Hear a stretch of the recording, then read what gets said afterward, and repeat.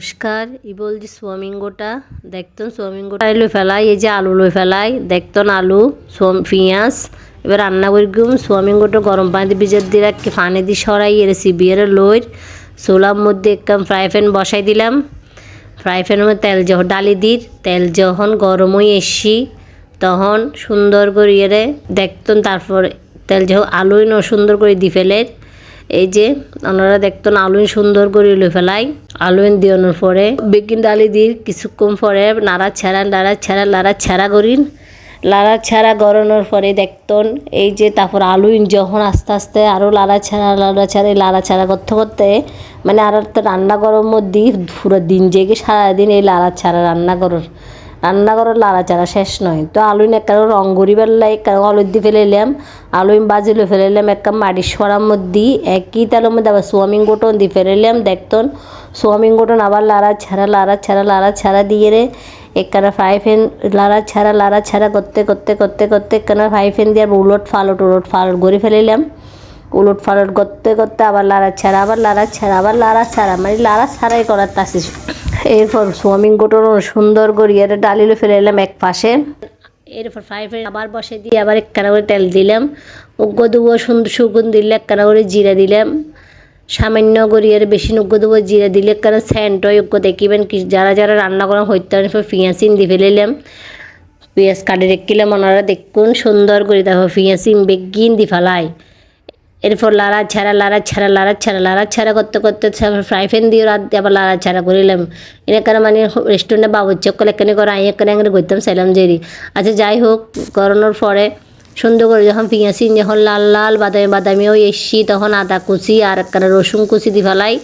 গসি দি ফেলাই ননারা দেখাই দেহু দেখাইম তারা দেখাই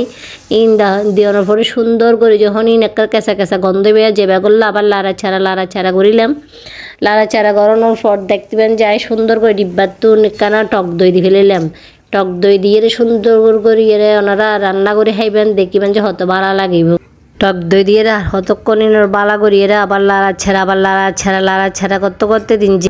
এরপর দিয়ে ফেলাইলাম হালকা করিয়ে হলুদের গুঁড়ো দিলাম মানে আর একখানা সুন্দর লাগিবার লাই হলুদের গুঁড়ো দেওয়ানোর পর দেখতন আস্তে বাকি মশলা বেকিং দিয়ে ফেলাইলাম মশলা বেকিং দেওয়ানোর পর সুন্দর করে দিয়ে ফেলাম লবণ এই যে লবণ দেওয়ানোর পরে আবার ডালা করে লাড়া ছাড়া করিলাম লাড়া ছাড়া করানোর পরে যে সোয়াবিন গোটন ডালি দিয়ে সুন্দর করে আবার লাড়া সুন্দর করে লাড়া ছাড়া বালা করে ফিটো উল্টাই বালা করে লাড়া ছাড়া করিলাম তারপর ফ্রাই প্যানও ঢাকনা দিয়ে কিছুক্ষণ উনুরে সুন্দর করে ঢাকনা দিয়ে রাখিলাম একখানা যাতে লবণ মরিচ বালা করে নরম হয় ফেনুন সুন্দর করে নরম মনের পর আবার লাড়া ছাড়া দেওয়ানোর পর সুন্দর করি আবার সেই লাল করি বাজি রাখিলাম যে আলু এখন সুন্দর করে ডালি দিম সোয়াবিন গোটা ভিতরে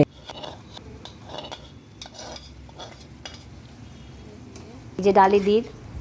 এং করে না হাইলে আসলে তাহার একখানা ফুয়া তৈ নেই একখানা বালা কিছু হেঁটে গেলে ফই দই দেয় বালা করে রান্না পরে কিন্তু রান্না করলুম বেশি ফুয়া তৈ একদম মাংস তুনো হার মানাইব যখন সুন্দর করে রাঁধে হাইজা নিবেন তো যাই হোক আলু আর সোয়াবিন কটা সুন্দর করে বালা করে হোসাইয়েরা আমি পানি দিয়ে ফেলাইলাম একখানা ঝোল করিয়ে রসা করে রাঁধিবেন আর সিটিঙ্গা মানুষ একখানা বেশি রসা হয় অন্য ডিস্ট্রিক্টের মানুষ সকল হাই না জানি কিন্তু আর একখানা রসা হয় বেশি নুনো মরিচে হরা করে হয় সুন্দর করে রাঁধে ওনারা সামনে লই এসছি দেখতন এই ধনিয়া পাতা দিয়ে কাঁচামরিচ দিয়ে আর ভিডিও কেন লিখবে ওনারা কমেন্টে জানাবেন পুরো ভিডিও দেখিবেন লাইক কমেন্ট শেয়ার করিবেন আর ওনারা একবার হইলে বানাই খাইবেন আর মেসেঞ্জারে নকদন জিতার আর প্রতি হইতে নমস্কার বেগুম বালা তাকিবেন।